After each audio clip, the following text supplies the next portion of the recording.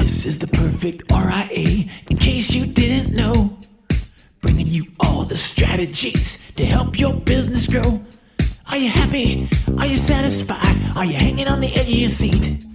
Sit back and listen in while you feel the beat, yeah! You wanting it more does not change how much the prospect wants it. Welcome to another amazing episode of the Perfect RIA. I'm your co-host, Micah, and with me, as usual, the legendary Matthew Jarvis. What's going on, bud? Oh, Micah, just living the dream here at my house in Las Vegas, rocking out in my new recording studio, which is a clear example of playing office, by the way. For those of you who aren't thinking like, wow, this podcast sounds 1,000 times better, it's because it doesn't. It's like the same thing. It's the content that matters. Me adding a brand new microphone and a new stand is not going to change the quality of content. So I guess I mentioned that as a warning. It's a lot of fun to play office. It is not going to move the needle. All right, Jarvis, I'm calling you out. It's not that you added a new microphone and stand. You spent like 1,000% more on a lot of other stuff to make your office kind of cool with different features and different effects, which have some value, right? Now, if it's in line with I'm already crushing all of my other things and getting it done, and I wanted to spend a little bit of time playing office and doing this, well, then fine, sure enough, go for it. But if you're not, this is the problem that we have. Yeah, and where it caught me, Micah, which is not the topic of our episode today, where it caught me is I did not block out time for it. I didn't say, hey, I'm going to block out 2 hours this week and I'm going to upgrade my video equipment, my audio equipment. It became like, in fact, I guess I should go back and look at how much time, how many hours were burnt up on YouTube. Like I should watch one more video on the ideal setting for my A10 Mini Pro ISO, like should it be 7 or 8? Right. And so without that having a designated time, Parkinson's law took over and it just burned up a whole lot of time, video after video after video, again, not moving the needle. Yeah, so really important things to look at. Now, the reason we bring this up, not on today's topic on what we're really chatting about, but it kind of fits into the same thing. And it's really about where do you get in your own way when you're bringing on new clients? Now, you could think about you don't, but I'm going to give several examples of things that we all do that come inside of this process. But we really got to step back and say, hey, once we have the stats to back up our opinions, right? Because I don't really care about your opinions on how you bring on clients. I want to see the actual data on how you bring on clients. And if you don't know what it is and we're chatting, we got a couple of quick questions that we could figure that one out together. But what are your stats on actually bringing on a new clients? Where do they really come from? And what is your process like? And where does it add value to the client? And where does it break down and not add value? Jarvis, I think it's really simple. There's kind of two general categories of prospects, right? Let's say that are in your ideal client. There's ones that are complete DIYers. They're never going to hire a financial advisor. They love to do it themselves. There's nothing wrong with that, right? Okay, that's one group. Then the other group is people that you have failed to deliver value to. That's it. Because once you deliver value to them, they want to become clients. Yeah, I always say prospects leave my office either as a client or realizing they weren't a good fit for the services we offer, right? That's the only outcomes. Now, I do, to your point, need to not use that as an excuse for having done a bad job, right? If I say, hey, these people were a good fit and I wasn't able to demonstrate value, and it's easy to blame that. Well, they went to XYZ firm that just paraded performance, or they bought this annuity, or whatever the case may be. That is on me for not delivering value to that person. And this, Mike, is where we get into a slippery slope. We say, well, what I need to do is provide more noise. I need to be more aggressive. I need to pursue them. I need to call them back 15 times, right? There is a very big line between bringing more value and being desperate or even pathetic in your prospecting. Yeah, very, very much so, right? And it's an aspect of saying, too, is that if I don't have a clear process, then all I'm doing is playing games to solve my own head trash, right? If one of our advisors doesn't bring on a client for whatever reasons, it's great. We need to look at that. Now, if we're looking at all the stats and numbers and, hey, just some people aren't a good fit, I'm not worried about it. But if it comes outside of a range, we need to start really looking at the prospect process. And Jarvis, it's really funny. You're never going to believe this, but most of the time when we find an advisor's stats have dropped down and they're not bringing on clients, they've actually stopped doing the process that's worked. Can you believe that? Are you talking about me again? Is this this happens to, right? This happens to all of us. I have this great process and it works really well. Let me ad lib it. Let me just, and let's think about this. I always try to think about it as a consumer, right? If I am in the process, I'm buying a car, this is where it seems to surface. And I'm trying to I'm not even playing a game. I'm just a little hesitant about the car. Then all of a sudden they start throwing things in to sweeten the deal. Hey, we could do this and we could do this. Then I think, wait a second, why wasn't that already on the table? And if I drag my feet a little bit longer, what else will come to the table? Now we've gone from a prospect process, trying to help me make an educated and informed decision, to you're trying to do whatever it takes to close the deal. This really isn't about me at all. And we all as consumers know this, including your prospects. So it's one of the things when we go through a client meeting. So whether someone's an ideal prospect or not, ideal client or not, if you get on my calendar, you pay to meet with me, you're going to get 1 full hour of my time, right? I'm not holding anything back. I am going to be full value this entire time. Even if you're not an ideal client, I'm going to outline things that you should be doing, because I want you to, no matter what, you're going to be leaving that room saying, oh my gosh, this was a great use of my time. Whether you hire me or not, you are going to leave this room saying this was an immense value and everybody should at least spend 1 hour with Micah, right? That's going to be a solid win that's out there, especially working in the federal community. I want everyone to love the content we have, even though they're not becoming clients. Now, one of the things that's really important is about focusing, Jarvis, and feel free to push back on me. This is our process. The first 45 to 50 minutes is 100% focused on them, not on services that we provide, right? So a lot of times prospects will come in and be like, well, how do we work with you? And I think a trap that advisors fall into is they start talking about me. They start talking about myself. They start talking about I, right? Those 3 people, me, myself, and I, right? They don't talk about you. They don't talk about the client. They don't talk about the prospect. And one of the things I love to do is put that in the proper place. At the very beginning, we're always asking questions like, what else? What other big questions or concerns do you have? And when they ask that, how do we hire you? It says, you know what? That's a great question, but that's something that, we're going to talk about at the end of today. This hour is really focused on you, and I want to make sure I'm answering the questions that are important to you. And I will not answer that question until I provided tremendous value to them in their situation. And while this might sound very minor, this has been massive in our success. It makes all the difference in the world. So let's talk a little bit deeper, Mike, about making that first 45 minutes about them. Like, what are some questions? So we talked about, hey, we're not saying I or me or our firm or we, right? It's really about them. And so how does that look, Mike? Like, what are you saying to them to solicit that out? Because sometimes people will sit down and be like, Micah, tell me what it's like to work with you. And you say, well, we're going to talk about that at the end. And they say, well, all right, what else are we going to do? Like, what are some questions you're asking? How are you making for 45 minutes? So what we do as we go through this is so number one is we have an onboarding process, right? I think we got to step back and look at the bigger process. When someone contacts our firm, they've already had some really positive exposure to us. They followed us on YouTube. They have our podcast. They've hit our website. It's a referral, right? Something of that nature. Only a little bit less than 1/3 of our new clients are referrals. That means 2/3 plus come through our website.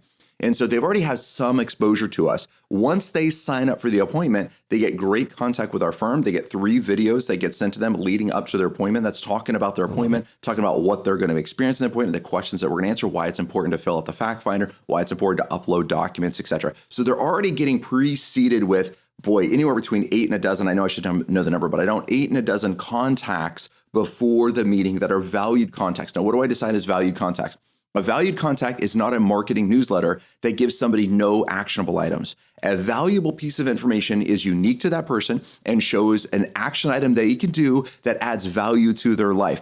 All right, why do you want to upload your taxes? Well, just tell real quick on that, Micah. A filter on that, and I know this is something you use all the time, right? Would be if whether you work with me or not, this will be valuable to you.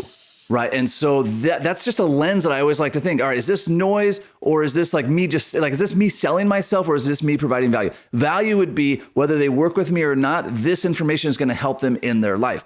Right. And say, well, how could a fact finder possibly help them life? Well, it could help them if they're interviewing other advisors and they didn't have a fact finder. Okay, that's going to be a warning sign to you that they're not really interested in doing financial planning. They're interested in just selling you a product. So, Mike, I just want to throw that out there as a lens of if it's about me and it's not helping them in their life in general, that's going to be noise, or at least it's erring on that side. If it's something where you're saying, hey, no matter if you buy a Ford or a Chevy or a Toyota or whatever, this is going to help you make that decision. Now it's about them and I'm delivering value. Yes.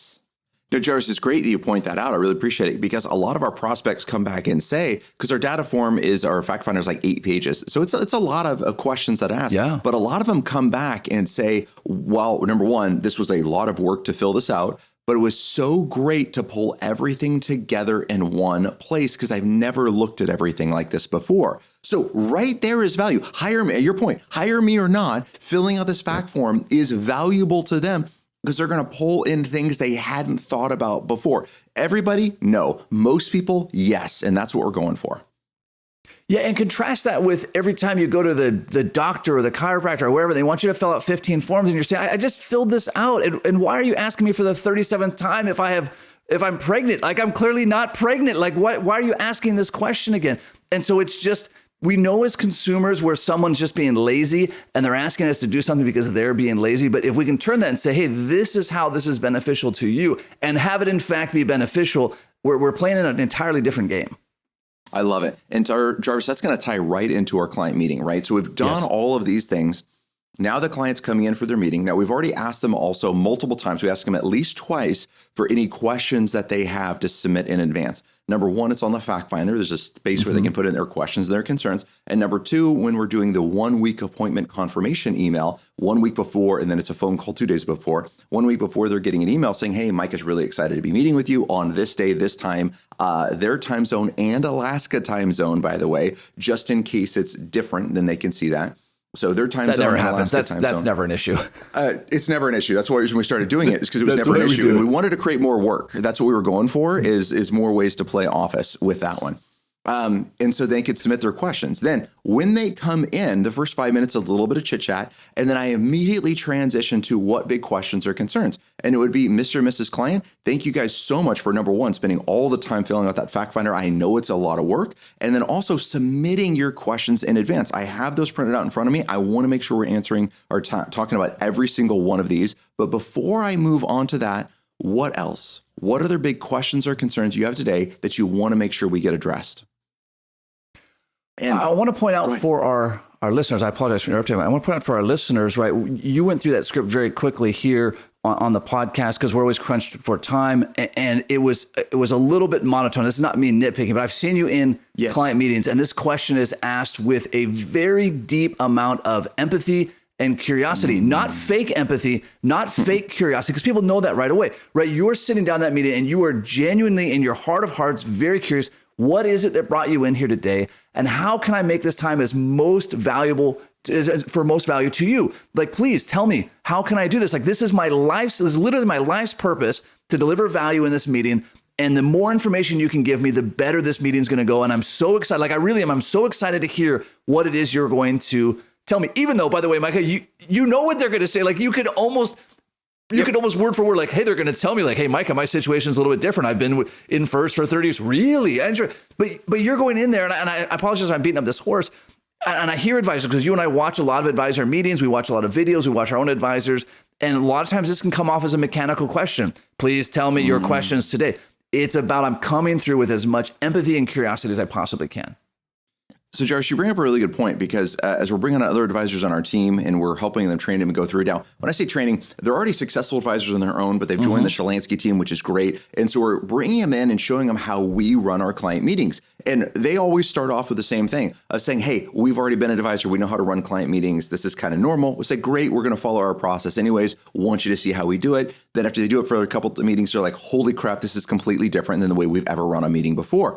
But one of the advisors has come back and made this interesting comment, because we're talking a lot about that, about your tone, how you listen, how your inflection is, and the energy and enthusiasm you bring to it. And his comment was really good. He said, Micah, it's not just the energy you bring into the meeting. He's like, you control the energy in the room. And I've seen that in the meetings. You control the energy in person and in Zoom, in telephone, and you help bring it up and down as we go through the meeting in different cycles, and it makes it so much more engaging. So yes, you as the advisor have to control the energy in the room. And that means if it's a telephone meeting and you got someone who's really not engaged, you have to bring a lot of energy into this room, right, in order to amp it up. Now, I don't need to bring the same amount of energy, like the way I'm moving my hands right now, I would never do in an in-person meeting, but it works great on a Zoom meeting, right? So, but you got to know that energy level. You got to know how to connect to really pull that client in, because the more I can build that connection, the more I can hear what their real questions and concerns are, the better I can answer them. And hire me or not, it's going to improve their lives. This, by the way, and I think like every episode, we're kind of all over the map here. This is another reason why neither of us use these long 50 or 100-page financial plans or whatever it is, because that noise gets in the way of me learning from this client and really engaging with them and seeing what their concerns are. If we're trying to thumb through 100 pages and I'm reading the document to them just to fill up time, I've now lost my, like anytime anytime I'm communicating, like I'm speaking, my ability to learn from the person is greatly diminished. It's not gone to zero because I'm still reading body language, I'm reading engagement, I'm reading where their eyes are going. But if I'm talking, if I'm lecturing, I'm killing my opportunity to learn from this person, to make a real connection. Yeah, you 100% are. So you got to be watching for that, right? So Jarvis, one of the other things we're going to do in the first couple of minutes. So I've already gotten their questions, right? So now they said, what are your questions or concerns? I've written all of those down very astutely. I've repeated them back to them to make sure that I heard them correctly. That goes through that. Then the next thing I'm going to do is I'm going to let them know what the agenda for the day is going to be. Right? It says, hey, Mr. Mrs. Client, I love that you wrote these things down. As I look at these, what I think would be most productive is that we talked about A, B, and C. Then we're going to answer questions X, Y, and Z. And then we're going to move on to this, and this. It'll kind of lead from one to the next. Is that going to be okay with you? Now, this is really important because I got some seeding questions I need to get answered first. That really helps me answer the other questions. But if I don't address their questions, not answer, address their questions in the first couple of minutes, they're not listening to anything I'm saying. So once I wove that agenda for them, right, now they're totally fine. Because I say, hey, look, we need to talk about cash flow first because it's the heartbeat of retirement. And that's going to flow right into your questions about how do we maximize Social Security? When do we turn your pension on? How do we do this other stuff? Then we're going to get into your investment questions, right? And if I weave that agenda together for them, they're so much easier flowing through it because they know their questions are going to be answered. Yeah, I love it. And again, it brings out that engagement, right? I can get them, because I've repeated back to them, hey, I'm really listening to you, which they're not used to hearing. Again, we're creating an experience, not that they haven't seen with other financial advisors. It's an experience they haven't seen with anybody, right? So I'm engaged, and I'm genuinely curious. This isn't some kind of like crazy marketing play, right? It's, if I'm going to work with these people, we need to have a deep connection so that when they have those days where they say, boy, I need to panic, I need to make a big mistake, I need to blow up my thing, we have enough rapport, we have enough relationship capital that started in that first meeting to say like, wow, I really think the market's going to go to hell and I should go to cash, but Micah says I should stay in. He's always listened to us. He's always heard our concerns. We're going to do what Micah says. Yeah, which is really important, right? Because we want them to be successful. So, all right, we've gone through that. We've woven the agenda. The next thing I'm going to do, Jarvis, and this is really important. And the reason I say it's super important, because every time I skip this, it blows up in my face. And you think, well, then why do you skip it? Because I do, right? Because I decide to do something different, even though it works. One of the things I always say in a prospect meeting is saying, Mr. and Mrs. Client, again, thank you so much for spending all of the time filling out these documents, uploading your taxes, your pay stubs, all of this important information to me. And one of the things that I've learned over years of working with federal employees is that sometimes I hear a different answer than I see. So is it going to be okay that if I ask you some questions about some documents you've already uploaded, I promise I've already read them, but I want to make sure I'm giving you the best advice. Is that going to be okay? Well, I love that. And again, is that going to be okay? Now, something that, Micah, as you're looking at those documents where I see advisors get caught up, and it's where I've gotten caught up before early on, is we see a big number. Oh my goodness, this person has whatever your minimum is, right? It doesn't really matter. Let's say your minimum's $1 million and this person has 5 million, or whatever the ratio is, right? If you get focused on that, you're like, oh my goodness, $5 million. I need to abandon my process. I'm going to go twice as much stuff. I'm going to go twice as fast. I'm going to go twice as hard. That's failure. Like, that's not going to work. No one's impressed by that. It's like if you've ever been to like Mexico or any resort town, and there's always people soliciting stuff, right? Whatever gimmicks they're trying to sell. I am not more likely to buy the harder they sell, right? That doesn't make me like, boy, this guy's really pitching me on these Tahitian pearls or whatever it is. That doesn't make me more interested. It makes me less interested. And the same goes for your prospects, right? If you're like, wow, this person has $5 million, I really got to, you're killing the deal. You're killing the deal. The numbers are just numbers. They don't mean anything until you get to the story. They really are, right? So you got to stick to the process that's going to be there. What's another way that you could see a symptom of you doing this? You could see maybe your ideal client, whatever that is, coming in, or maybe it's bigger than your ideal client. You really got to land them or help them. And so you decide to go outside of your process and create new reports that you only use with clients that now you're going to use with prospects, or you're going to go something out of system. And I got to say, this is so tempting to do because you're like, oh my gosh, it helps my client so much. I'm going to do it here. But you got to stop yourself. Why does it help your client? Well, it helps your clients because you had it on a guided discovery with them to get them to some point of success, right? And then we bring in these other reports. What can really hurt yourself is that when you try to oversell in that meeting, it's not about selling, it's about delivering value. And you got to stick to the process. If I have an initial meeting with a client and we get the whole thing, the only way I'm going to have a second meeting with that client is if they would like to move forward. Now, maybe it's like, hey, I want to move forward, but I got a couple questions I need Micah to answer before I feel comfortable. Then we'll absolutely schedule another hour session with them. And generally on that second appointment, it is a 100% moving forward ratio with me. So I have no problem with that, but I have the stats to back that one up. Yeah, and this would be, we talked to an advisor about this the other day, if that person, if you had any indication that person was just a do-it-yourselfer that was trying to milk free stuff out of it. Now, by the way, you've already filtered almost all of that out by charging for your initial meeting. But if it's that kind of person, right, you're going to know. And if you don't, then you need to seed some more things. This advisor that I worked with, right, we had him start seeding into his conversation. He's one of our Invictus members. Hey, in the very beginning of the filtering process, like, hey, we have this process set up for people that are seriously considering hiring a financial advisor. Does this sound like you? And those do-it-yourselfers are too proud to lie about that. Those like, no, actually, I'm planning to do it myself forever. Okay, well, this really isn't a good fit for you. Great news. There's all sorts of flat fee only, no money advisors. You can call them. They're down at XYPN. Like, help yourself. Like, those guys will talk to you all day. I don't do that. I do comprehensive work for a select group of clients, and so we can seed that throughout the process. Yeah, another one that I like to use is saying, hey, we help with everything or nothing. There is no middle ground, right? So we're going to put our arms around your entire financial picture, or you need to go see someone else. Now, why? Because I think it's borderline malpractice if you call yourself a financial advisor and you don't have your arms around their entire financial piece of the pie, right? You're not really looking at everything. This is just my opinion on how we do it. But that piece right there, again, the do-it-yourselfers will raise their hand and says, oh, well, I only want your help analyzing X, Y, and Z, and I'm going to handle everything else, and I really don't want you to see it. Okay, great news. Well, in my excuse is very simple, Jarvis. It says, look, if all of these levers are connected, estate plan is connected to investments, which is connected to taxes, which is connected to risk management, right? And cash flow is in every single one of those pieces, right? So if I'm not able to help in all of those, I don't feel ethical. I don't feel that this is the right decision to help you with financial plan. So great news. You can keep doing it yourself, but I just can't help you with that. And I get like zero pushback when I get with that. That doesn't mean everyone's going to come and become a client. We got some people that says, that's just not what I'm looking for. Okay, great. No worries. Perfect. Yeah, there's plenty of other people that'll help you with that. Another one I use quite a lot is I insist on doing my best work, and I can only do my best work if, and then we fill in whatever the blank is. I can only do my best work if I manage all the assets. I can only do my best work if I'm also reviewing your taxes. Because how do you argue back with that? And by the way, again, this is not some clever line. I want to make sure people get this. Like, these aren't clever scripts. This is in my heart of hearts. I know, Micah, you the same way. I can only do my best work if I see the client's tax return, if I'm managing all the assets, if I'm aware of everything that's going on, the estate planning, risk management, everything. That's when I do my best work. And as a professional, I insist on only doing my best work. And if that's not what you're looking for, great news, go in peace.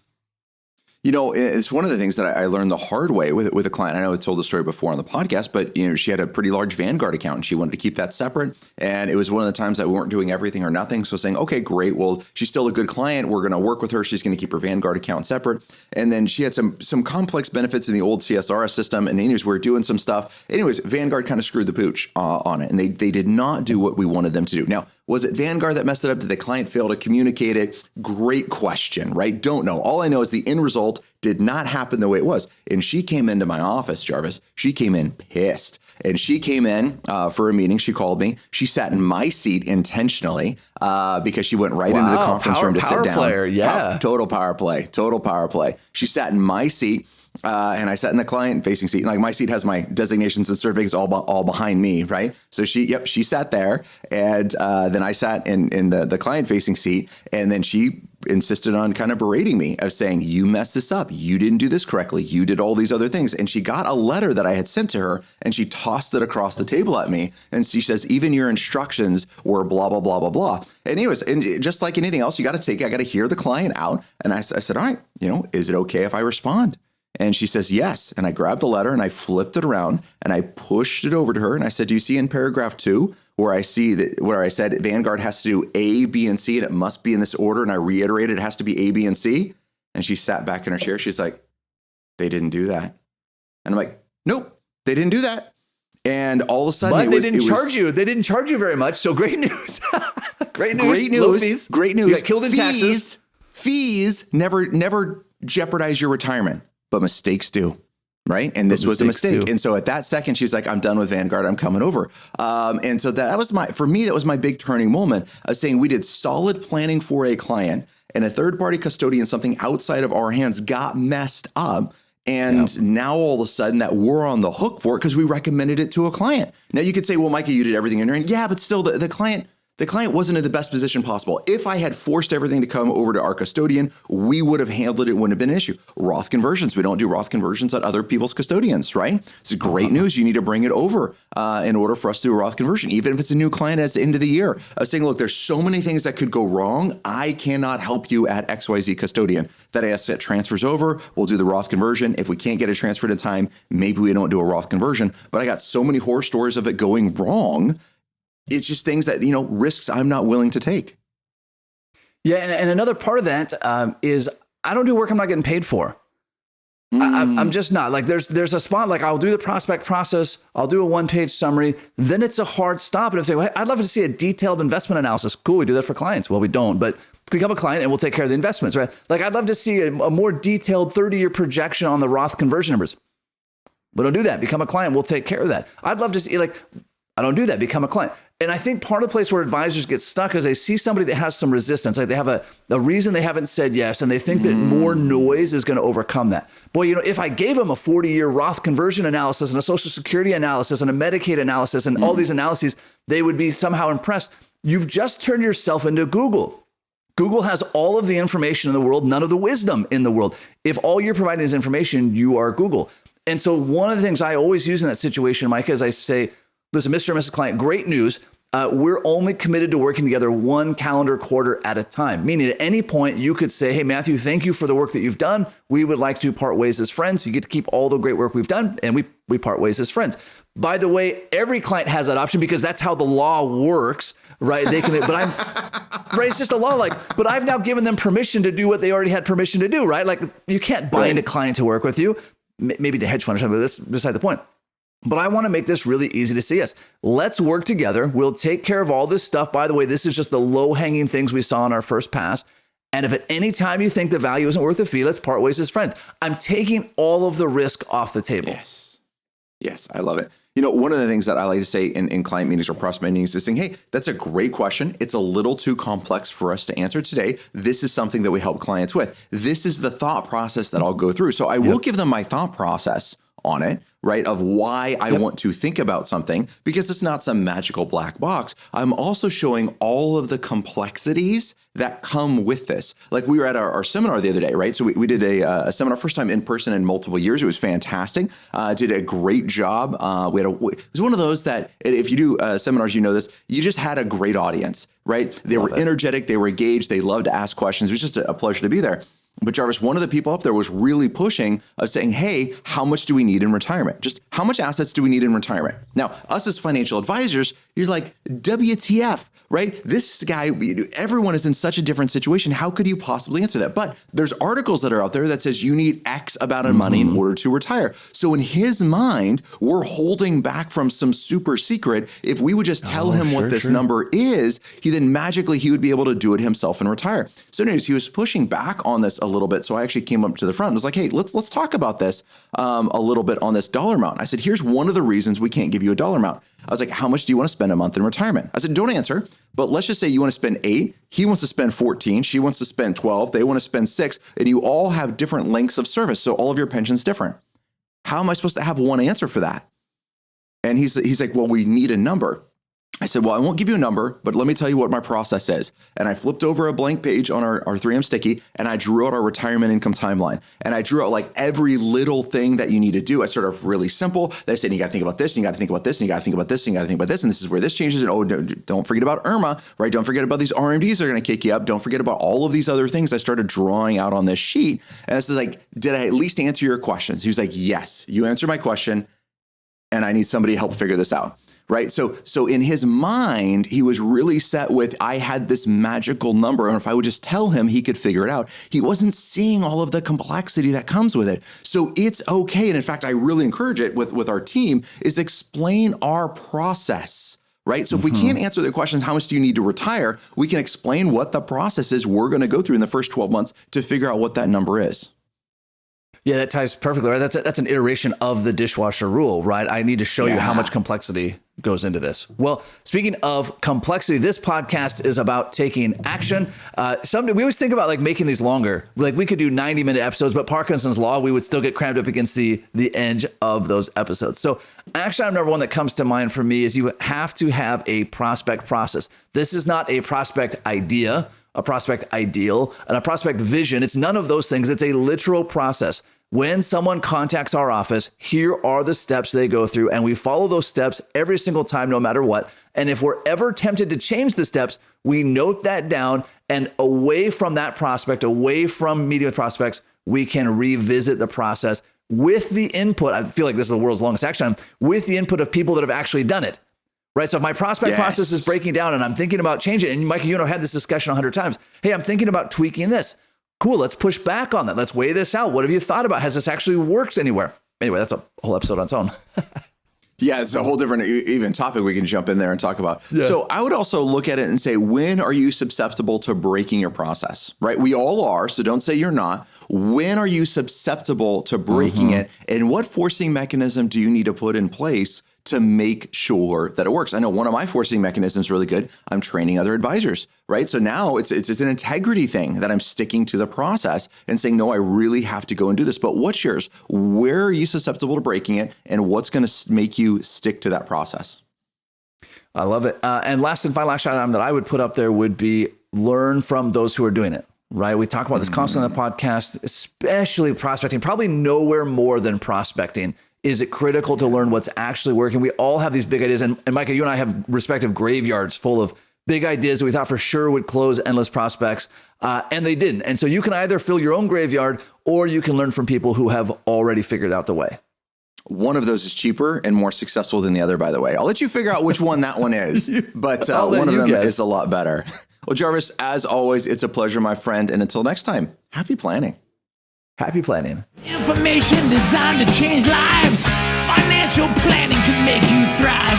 Start today, don't think twice.